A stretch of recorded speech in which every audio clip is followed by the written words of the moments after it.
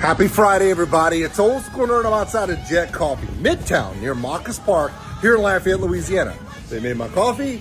Let's start this epic Friday. Speaking of epic, yep, this is one of Tommy's most epic covers he's ever done. He's doing it to the greatest anthem of all time, We Are the Champions by Queen. Now, the story I told along with my reaction today was one from a video of an interview that Roger and Brian did for the anniversary release of the album that came out in 1977 and the release of the single.